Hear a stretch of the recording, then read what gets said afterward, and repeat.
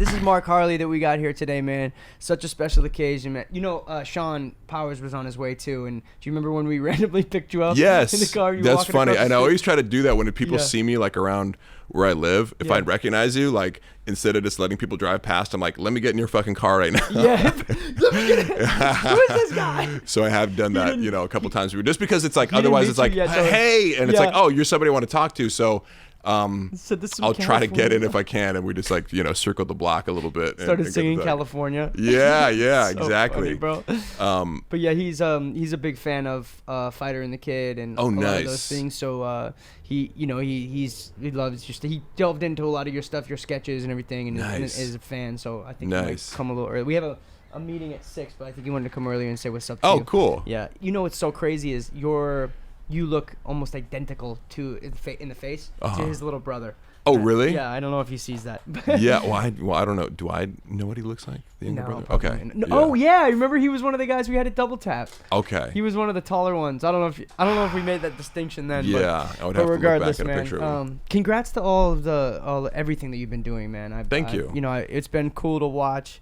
I draw a lot of parallels to you as well. Just I had a lot of things. I wasn't down in San Diego, but hustling all my music for so long. And I have a lot to say about that too, just in terms of like, I'd love to get your thoughts, because this is something we touched on briefly of like your evolution of your music and finding, as you said, like having people say yes or no. Right. And also, this is what I was thinking about the other day, because I love this general idea of going. This isn't a direct comparison to you, but you know how Picasso made his name off like abstract artwork? Yeah. But he was a master of realism before. Right. So I think about that with regards to you, because when you first started rapping, you had more like fast rap, more like technical, like a lot of syllables, and I think it's really cool because I kind of go like, I appreciate, and I'm still somebody who listens to, like, I'll seek out Eminem, Joyner Lucas types of music just for that, to go like, what are people? Yeah. You like the linguistics of the technical rap. Yeah, like that's really, you're a wordsmith yourself, so I understand why you it's very pleasing to go, how are you going to kind of defy my imagination as far as what you can do with words or cadences or blah, blah, blah. Yeah. You started out in that way, and you've actually like reduced the complexity in favor of more melodic stuff, at least on some of your bigger songs. But no, you're absolutely right. And that's a choice where you go so I think about it in that regard. It's like, it's not as if you can't do more complex shit. You've done it, and you've tried it, and you've mastered it, and now you're going, and I'm going to veer over here, like the analogy of Picasso going. It's less impressive if somebody goes like, I'm going to splash some shit on a fucking page, and you're like, okay, that's cool, but can you paint that guitar like photorealistic? Can you recite Eminem's like Rap God, for whatever it is? It's like, can you replicate that? Yes. And now I'm more interested in what you have to say when you are making a deliberate choice to not do that. That's really cool. I love that. And that's definitely, I mean, you're dead on. Like for me, it was just that I always wanted to do things just to see if I could do them. Yeah. So with rapping, it was probably the most because I wasn't trained as a singer, I wasn't a musician. I never really did any of those things. My brothers rapped, you rapped. Yeah. Friends in the neighborhood rapped, Catalyst, MJaff, a lot of these guys coming from the neighborhood, and so it was just like, I think I could do that. Yeah. I think I could pick that up type thing. So as I started to, that was like.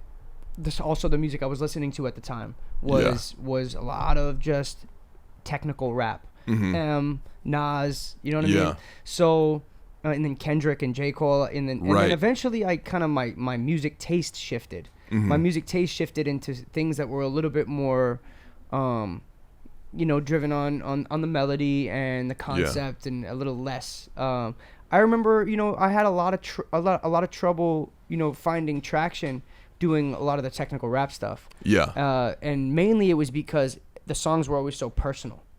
Yeah. They're always so exact, right on the nose. Like, this is me, this is who I am, this is what I'm going through. Yeah. Instead of when I started challenging my pen to write more vague songs a little bit. Right. To where someone else make it more abstract. Put themselves in that song. Yeah. I started to thrive a little bit more in the songwriting community and be able to write for other artists and things like that. That's a great way to put it that I never thought about. It's like you have to give people space to project their own lives into your space that you've created. Exactly. That was always and as I made that transition, I started realizing that this is the type, you know what, I just want to make the type of stuff that I want to hear. Yeah. So no longer did I really want to hear often the real technical rap stuff, because what I found out was that if I'm gonna pit myself up against the best, I'm not confident that I'll ever be there. I'm not confident that I will ever be on that because it's so good that I think where I can become is I think I can become a great songwriter. I think I'm really good with melodies. I think I'm really good with concepts. And making songs, and delivering them to people who are 15 or 50. So and also I wouldn't even say that, like, because from my perspective, it's like I would say you have an elite technical rapping ability.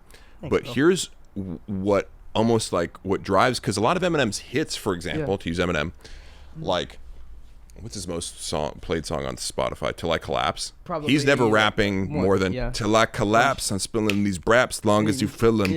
It's not fast at all. Right. Superman's not fast at all. Right. Hi, My Name is not fast at all. You're right.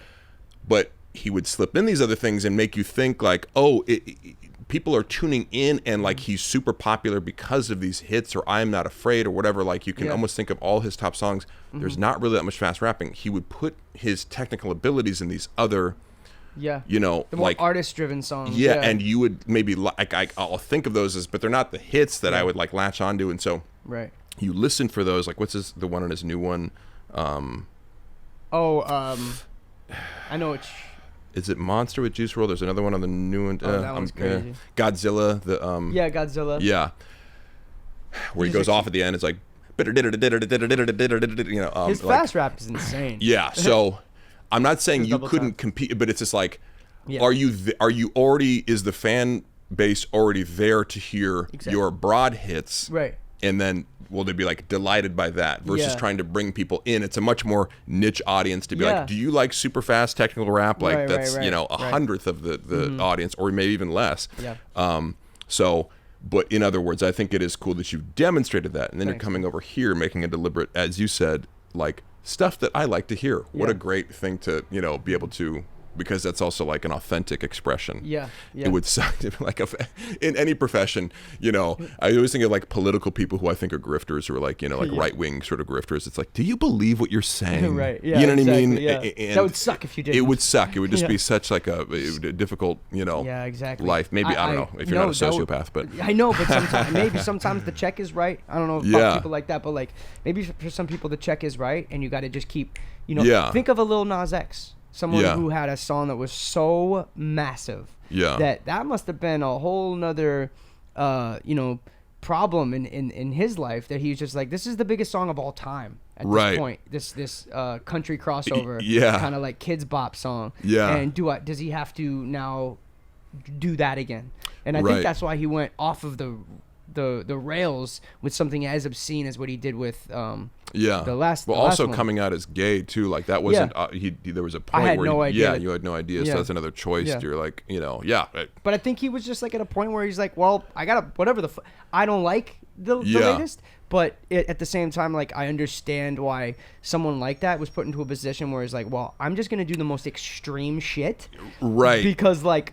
Fuck it. Yeah, there's nothing to lose. Like either one. you're, almost anything you do is probably not going to be the same kind of hit that old country. So you might as well just go so hard in the other direction. Do whatever. Or a different direction. Yeah. So, but yeah, I appreciate you saying that. I'm actually even going into another direction with this new music. Not another direction, but I'm finding what I have fun with, and the artists that I've always loved, the Cuddies, the Kanyes, where it's just like I love trying new things out. While remaining. That's a great example, Kid Cudi too, because of course, like people will always bring up Kanye as an innovator, and somebody who like pushed the genre of hip hop to be whatever, a number of different things, reinventing themselves.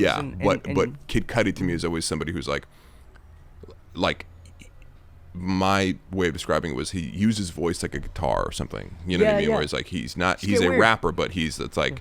He would just the aesthetic of the sound that he's creating with his mouth is paramount, and supersedes just although the lyrics are deep and I connect with them, it's just like there's nobody like him. And that's actually another thing too, was like with rap I felt I got bored of the process because the process became kind of mundane. Yeah. And the art of rap and hip hop, I have so Yeah. much respect and love for. That's like literally my foundation. Yeah. But the process of getting in, especially if you were collaborating with someone, getting in. Yeah. Everyone sits in their corners and writes their 16, and then you rap it. It just Right. It became very like kind of just. I just started like making putting the pieces together, yeah. and yeah, when I think of that, it's like that's what I always think about some of these songs where it's like,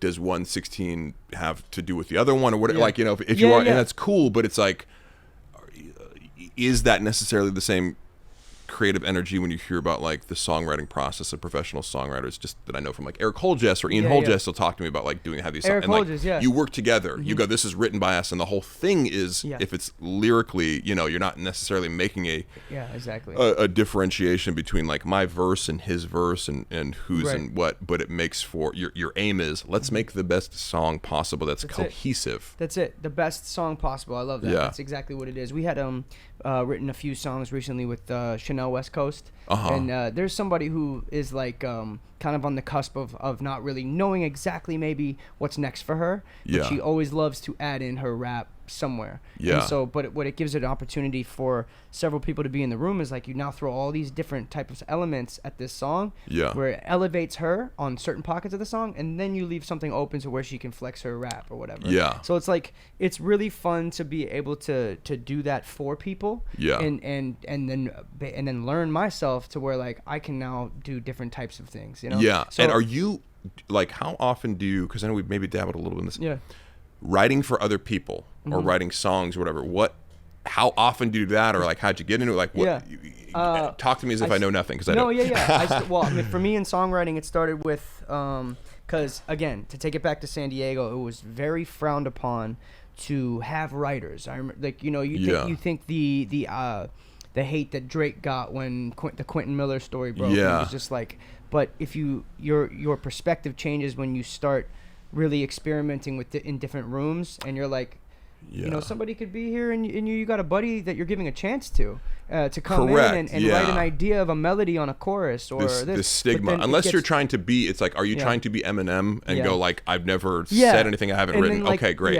But that's not how the rest of the industry operates. Eazy-E didn't get any hate, and Ice Cube was. I mean, there's a movie about Ice Cube writing his lyrics, and it's just like, but you like the character of Eazy-E. So it's just like those things. All I love collaboration, so that always was just like, okay, if you're rapping. As a rapper, you should write your verse. Always. Because it's rap. That's what rap is. I want to see who has the hardest verse. And I think you should write it. However, there's so much other stuff out there to like be developing songs and writing songs. So it was around the time like I was really questioning what direction I was in as an artist. I had just I had a phone call with some management that said I was going to be going on a 2 Chainz tour.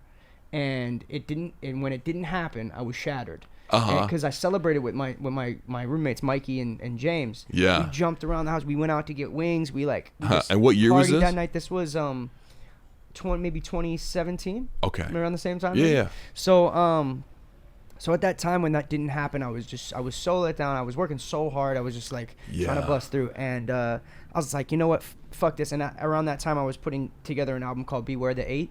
And I remember I had maybe 50 songs that I recorded with Sean. And I said, fuck these songs. And I scrapped them all and started again.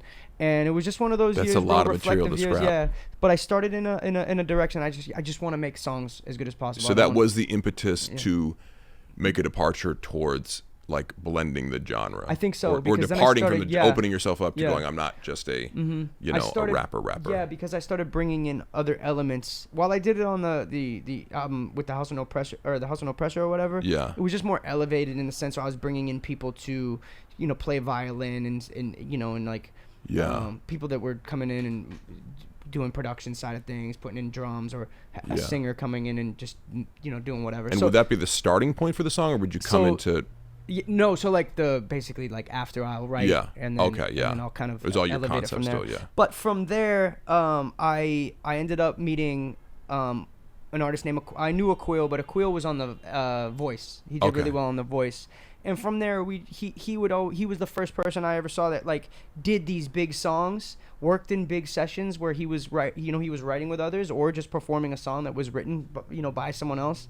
And so he made me feel like okay to just show him some of my stuff and give that material to him. Right. So he sounded amazing. So when he laid down a melody I did or right, because that's another thing too. It's like, you'll have something shit. in your head and then hear like record it on your shitty iPhone recorder and play it back. You're like, oh, I suck. But if you gave it to Adele, it would sound different. Whatever. Exactly. And you're like, my melodies, lyrics, and idea there. Yeah. Hearing that elevated by someone who is so good at what they do. Yeah. Was powerful to me. So it was like, and especially when I don't know, you remember TQ? No. Remember TQ had the song West Side? I was a big fan of him back in the day, but how far back in the day? Oh, like back in the day, I don't know. Okay. Like when we were in, when we lived in Terra Linda. Yeah. So anyway, I ended up doing a song with TQ. He was my first big feature, and hearing him sing back the chorus that I wrote, it was just one of those things. I'm like, that is I didn't even know. I was so green to it. I said, is there even do people write? Is there like a songwriting world?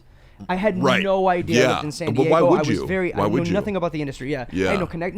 No, my family. No one's in the music industry. Correct. And so even certain things that like the Holders brothers, like I was saying, I'd been meeting when they would come to LA, like in the like around 2010. I remember having a meeting with Eric, like. Or to see, like, we grabbed lunch after a songwriting session because of him writing Cooler Than Me. Wow. All these things opened up. By Mike Posner. Yeah, by Mike Posner. Right. He co-wrote the song, and Mike Posner was like, it's kind of funny. He was like, so do you want like equity in the song, or like I can buy you out for like $3,000? Like, and he didn't tell Eric that he was gonna put that on the album. Wow. Like, so it's a little bit shady. Where he's like, hey man, I'm gonna give you the option. He didn't like.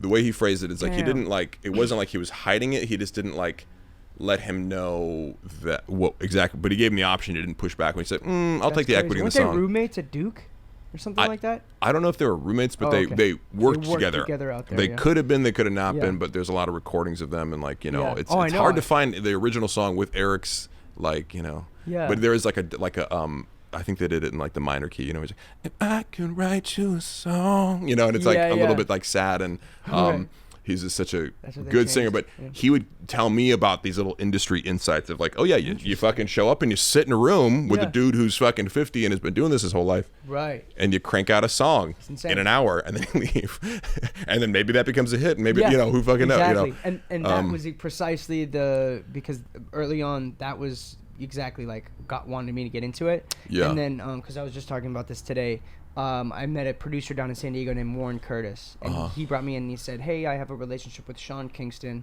We want to write a bunch of songs for him and see if he'll pick any. And so we locked ourselves in that studio for like 3-4 days. And you wrote, and who? Wrote a bunch. Me, this producer Warren Curtis, and this other songwriter, Calvin. So the tree of yous. The tree of us. Yeah. The tree of us were in there doing songs. Yeah. So then, all of a sudden, like, none of those songs got selected. Right. But you're just going like, okay, we have this, maybe he'll pick one. Right. And maybe that'll be the thing. And then around the time I got the idea of an offer from Capitol Records, that's what brought me up to LA. Yeah. And then I started going in and out of different songwriting sessions with electronic artists because my roommate Mikey, his manager was managing a group called Bad Royale and a bunch of electronic artists who were always looking for songwriters because they made the beats, they made the productions, but they were always looking for big pop songs to go on top of those productions. So I started getting in there, and then that was my real feature into, and then obviously linking up with Obvi,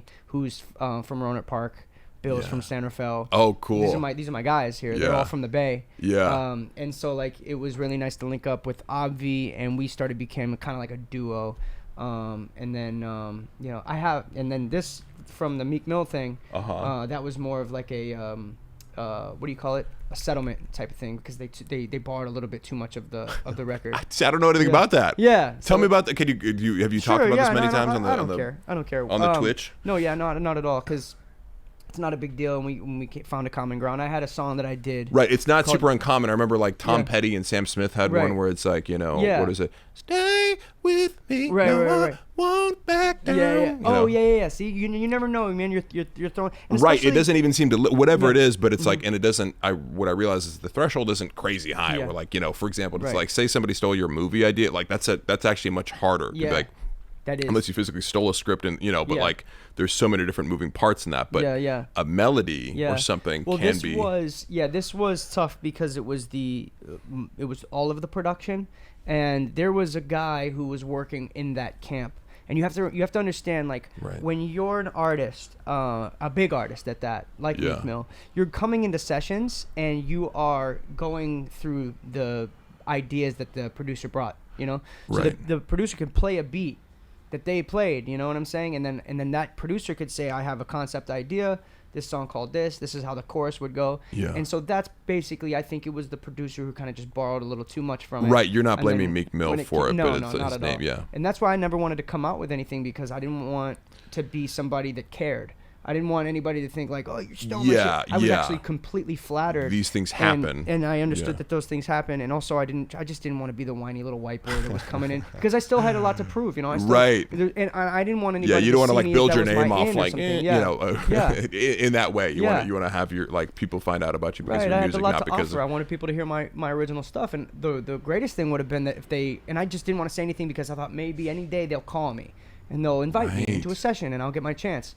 So that never happened. And then so you were actually waiting, going like, you're hoping that they're going to rectify the situation. Parts of that, more of it was just like, what am I going to do? Who cares? Just keep because it's pushing. Intimidating as well. If somebody on a grand level right now is taking from me and I'm so unknown, that means I'm going in the right direction. So I just kept moving towards that. And so with you know, after we connected, it's a very healthy attitude. Well, after we connected with, you know, Capital, and it kind of my contacts grew a little bit. You know, I started meeting people that, you know, like lawyers and things like that. Yeah. I brought that up in a meeting and I said, hey, is this something that, like, because I was broke, you know, I was just like, I was like, there's something that's like, there's their money on the table. Just throwing it out there, but people are making money off my shit. Right. I'm like, how much money does that record make, and type of thing. And so, long story short, I had a guy that went in there and just kind of rectified everything, made everything right, and they were happy to settle, and they sent me a platinum plaque.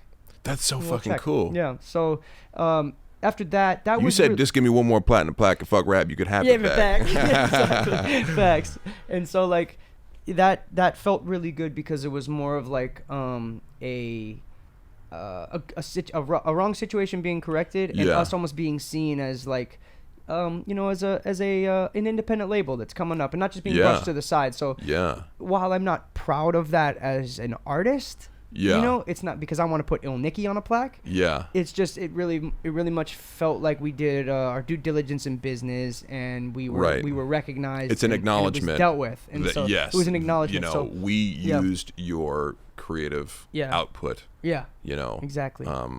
So that's cool. Long story short, that whole thing and the whole songwriting thing, it became tiring for me. It became tiring for me. Now, when we do things with like Chanel, or, you know, there's other artists that I tend to work with. Even my girlfriend, who's across the hall right now, Bast. Love working with my friends on different And she's things. A musician as well? Okay. She's an artist, songwriter, all that. I think you've never sent me her stuff, but that's cool. Yeah. Oh shit, you'll love it. I'll send. Well, she is kind of had gone through a rebranding and just put out her kind of first. Cause she was country, right? Before. No. She was a big country star. Big country star. That was my last lady. No, I'm just kidding. So she was doing like a lot of electronic stuff to start, and then she started delving into a little bit more like kind of hip hop stuff, and now she's going kind of in this really cool direction. She's killing it, and she's been shooting big music videos. Anyway, like, and what a cool. Just let me make a comment on like the ability and the willingness to rebrand yourself and go in that direction, and even if it is calculated, I don't give a fuck. I'm just saying, like, the freedom to do that. It's so cool when, like, you know, you see like movie stars, even like Shia LaBeouf, where it's like you go from like child movie star, you're doing this one thing, and then it's like, and then I do whatever the fuck I want, or whatever. You pursue these roles and the movies that you want, or you direct. Like Olivia Wilde directed this really amazing movie. I remember thinking, like, damn, that's fucking impressive for a first time out. But like, it's so real. To switch it up and to do what you want to do and also knock it out of the park. I just think that's one of the coolest things, to like the freedom to pursue your interest at that moment and your authentic, desire for creative output is a cool thing. I love to see it happen. Speaking of Mike Posner, that's a guy who like, he fell off the face of the earth, didn't he? Like after he kind of came out with that album, and I like the album, but like to me, I remember thinking like it doesn't quite have that like the magic of the mixtapes that he was putting out, like like initially. The Drug Dealer Girl and all that stuff. Yeah. Drug Dealer Girl. It's like little Nicky a little bit. So, I remember that. Like, I remember thinking like he's going in this direction. The song, she looks like sex, and I was like, this is like, okay, yeah, and it's like, it was like maybe the follow-up single to Cooler Than Me or something, where I was like, this feels like it's just not as clever as Cooler Than Me. Right. There was something like this little like angle missing where you're just going sex. And I'm like, you've this isn't just a simplification. It's like a step back as far as like depth. And I know he probably did a lot of songwriting, I'm sure, and heard him. I would just hear him pop up on these different, like, he's doing like a collab with Black Bear or Machine Gun Kelly. You'd see him pop up in these different songs. But then when he came out with like the acoustic album, it's like, that's fucking cool. Yeah. And these songs seem really personal. Love that and stuff. When he started running across the country? Yeah, and all that. Stuff, got bit by a rattler. Did he? Yeah, he had to stop. He got bit by a rattlesnake, like halfway across the country or something. Colorado comes to mind. I don't know if that's true or not, but yes, he did like spend some time in the hospital for that. But I just like that's because I listen to that and go, you're going in a totally different direction, but it feels like you. It feels like that's very authentic, and he's talking about the death of his dad and all these different things that were super personal to him. Yeah, and I just think there's always a winning formula for a musician, versus trying to sort of deliberately just pursue the like let the other people. I don't know, and that's another thing with like, for example, Katy Perry. Yeah, I felt like the difference between some of the songs that she's come out with, not to disparage anybody, if you're Katy, just talk over it. Because I Love really, Life channel. It's all love, but you're just being... It's my self-conscious is not offending anybody, but going, my mindset is always, I can also tell you a million great things about her. I'm just going to say, and I don't believe in just going, this person is shitty now. They're not good. That's not your intention. But the difference between, like, I Kissed a Girl and then some of, like, her latest pop stuff, I feel like she lost a sense of what made her magic and special, and and you're trying to throw such a wide net of pop music, right? Versus someone, just to compare to one of her rivals, Taylor Swift, always feels like has like she'll reinvent or take artistic risks that I'm like, yeah, that sounds like she wrote it. Yeah. Or had a heavy hand in like going, I'm deliberately going in this direction, and it's a departure from a previous direction, but there's something that is exciting because it feels like not manufactured. No, that's the thing, manufactured. Because I think too, like, there's a lot to say about somebody who just gets drained. It's not an easy right. Industry, so I also have empathy of you're cranking out pop songs for living, like. But then sometimes the intention gets lost through all that, because now this artist or whoever is so spread thin that they're probably just running in, and they have like a certain set of writers that it just there's just an equation to it now. Because you're also touring. It's like I don't shitting out manufactured pop songs at this point, and you're just like your schedule and your demands on your time and all this stuff. Because I got to be at this, I got to be at that. I got like 17,000 people eating off me, so I got to keep it pushing. Yeah, and then that person probably starts to get really, really drained and doesn't. It's hard for them to go back into, because especially now, this is the hard thing with labels. If a label makes you, then they have to stick to the formula that they feel made you. So a lot of times, if you're like, I'm thinking about doing this, they'll be like, okay, you done now? Take this song, and you know what I mean? Yeah. So I mean, it's not. I don't think it's as sinister as they paint it in the movies, but at the same time, it's a business. And I think so what was? Could you tell me more about your experience with Capitol? Did you finish? Sure. Yeah. Yeah. No. So it was just it was one of those things where I knew I wasn't ready. And because I'm always been realistic. I've never been somebody that's just like wants to run into a room, and I really wanted to walk my road. You know what I mean? So it's like, it's gonna make sense when it makes sense. You know, I gotta build my fan base the way I can build my fan, because I saw pockets of it happen. I saw that in San Diego, I was bringing 500 people to the venue. So I see that I could do that, and that's really cool in and of itself. I just gotta say, like, the ability to put asses in seats, and how, like, in comedy or whatever, like, you can, you know, talk shit about Dane Cook not being funny, and it's like, oh yeah, why don't you tell that arena full of people that he's not funny, Madison or whatever Square it is. Garden. Exactly. And but even as you're saying, 500 people, maybe that doesn't sound like a lot compared to what Eminem's doing, but like, get 500 people to show up anywhere and pay money to see you perform live. It's an incredible accomplishment. Absolutely, man. And as a local, as locals, it was really cool, because we were seeing, you know, big artists come and do those same venues a week, 2 weeks after us, and doing half the numbers. Wow. And so it was very validating, and like, I wanted to just keep doing that. And so I felt like my music wasn't matching the hustle in the streets, really. Like, it wasn't matching like the venues we were filling in San Diego. It wasn't matching me going into a club in San Diego and like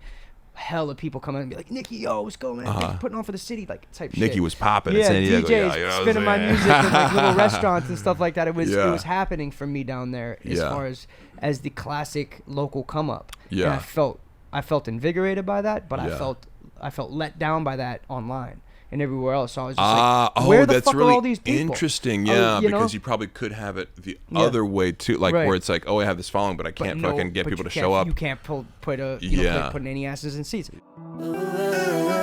Watch me work, had to quit the 9 to 5, put in work, got my money working overtime, do some